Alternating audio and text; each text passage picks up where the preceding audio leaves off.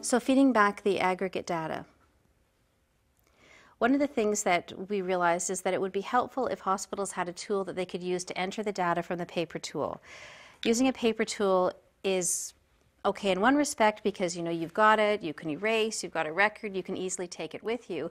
However, it's not so easy when you're doing the data end of it at the back end. So what we did was we created an Excel workbook that people could use to enter that data from the paper tool into the workbook to create charts and graphs that they could then use to present the feedback back to senior management or to frontline. We included predefined reports, so what we'll do now is we'll go through those reports and show you how you can use them. Before we do that, we talked a little earlier about the difference between compliance rates and monitoring technique and recording that information. So we just wanted to again clarify what the components are of the tool that measure compliance. So you're looking at the indication, so the before patient, after patient, before aseptic, after body fluid exposure risk. All of those are pieces of the compliance rate. The action, whether you rub, washed, or missed, is part of the compliance rate, and the opportunity block itself. So is it opportunity number 1, opportunity number 2? Those are the elements that come together to give you your compliance rates. So those are the when. Did I clean my hands at the right time? And that's what we're measuring for compliance. When it comes to analyzing technique, again, this is important to do, but this is not going to impact your compliance rates. It's not going to increase them. It's not going to decrease them. It's just going to give you additional information that you can use in your setting to, again, help you know, what do I need to do around education? Do I need to design something different? Do I need to change anything about my system? Maybe where the alcohol-based hand rub is placed. Maybe there's not enough lotion. Maybe there's other things that I can do to improve technique and improve skin integrity. So now the observation analysis tool, what we're going to do is give you a demonstration of the tool and how it works. We've pre-populated some data, so we're just going to go through that, and maybe Claire, you can walk us through that part. So as we already mentioned, you can download this analysis tool from justcleanyourhands.ca. When you download it according to the instructions, what you'll see is the main page, which is this that you see before you at the moment. When you open up that main page, you then can hit next, which is at the top, and what you then go to is the entry page where you can start entering your data. So this sheet is very similar to the copy that you were writing on, and you enter all your sheets in. Once you've entered all the data you've gathered, you can go back to the main page and run your reports. So if you go down at the bottom half of the page, you'll see a whole list of reports, and you can decide if you wanted to run a 2 report or a 3 report. You can see a variety of different analyses. We will show you what those analyses are like in our following slides. So there are many ways to analyze your data. The one thing has been mentioned earlier, an overall rate doesn't give you comparable data. So analyzing one type of indication for each healthcare provider category at a time provides the most accurate information and is really the gold standard, because you've got the same healthcare providers doing the same indication. Because what we really learned in the pilot and what you see is hand hygiene compliance rates really vary between healthcare provider categories and also by indication. The second way you can get a report is combine healthcare provider categories for a specific indication to obtain a generalized compliance rate for that indication. The third way would be to combine the opportunities for each category of healthcare provider to obtain a generalized compliance rate for that healthcare provider. So how do nurses do with hand hygiene? How do doctors do with hand hygiene in that particular one? And the fourth report we have is you can compare how many use alcohol-based hand rub as opposed to soap and water, as opposed to possibly using both, which would then indicate a teaching moment. Remember again, number one analysis is the most accurate over time, because there could be a little bit of a confounder in number 2 and 3 in your analysis. So calculating reliable hand hygiene compliance rates, as we've said already, an overall hand hygiene compliance rate does not provide for reliable and comparative rates over time, as compliance rates from different types of healthcare providers and for each of the 4 indications are frequently very different. And we certainly saw in the pilot that before asepsis we really had low compliance rates, where after patient they were higher. Isn't that how it went? That's right. And when you combine them all, you really can't tell which are the areas that you need to work on and what are the supports that you need to have in place. So you don't know where to target your education if you don't break it down. If a generalized rate is to be provided, reliability would be increased if you use the same number for the overall analysis for each category of healthcare provider and for the number of observations of each indication. But that isn't practical. You really wouldn't be able to do that very practically.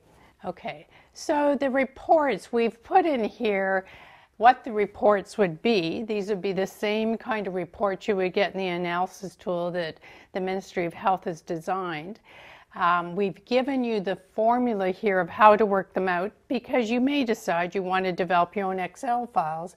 And so here are the formulas for you to set up those Excel files. So remember, the 1A to 1D reports are the preferred reporting method as far as getting the best analysis to know how to make your changes. And the formula there is how to work it out. So it's the number of times hand hygiene was performed for a specific indication by a specific healthcare provider category over the number of observed hand hygiene indications for a specific indication for that specific healthcare provider category. And then you would get a report similar to this, where what you would see in the analysis tool, or if you did this on an Excel file, you would see both a table and you could also see a graph. So you'll see all the different examples shown in here. Then for report 2, which is hand hygiene by type of indication, what you would do is have each of the 4 indications from the 4 moments and then see what the compliance rate is before patient environment, and see how they do. And that would be all the healthcare providers put together. But again, as we mentioned, different healthcare workers have different compliance rates, so this might not be as accurate over time. So when you do comparative data.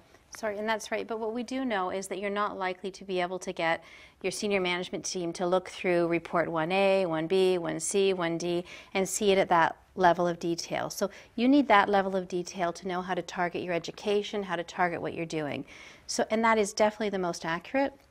However, this is probably more likely the way that you'll end up reporting in reality, because they're not going to want to look through all of that data.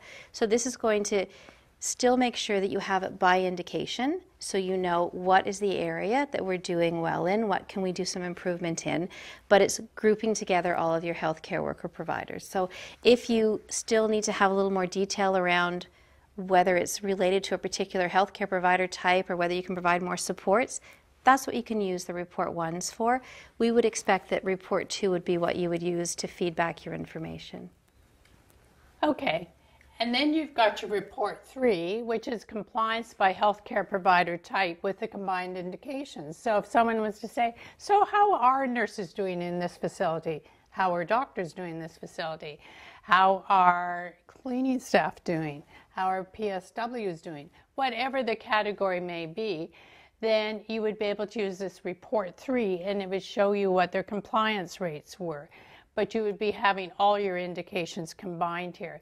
And again, you would get a graph and a detailed chart on it as a breakdown. Now, one of the limitations of the tool, because it's been built and because the reports are automatic, you can't go in and change the labels. So we know that not everybody uses the same term for a personal support worker, a service assistant, environmental services versus housekeeping. So that we know has caused a little bit of frustration for people because they like to use the labels that are in their facility.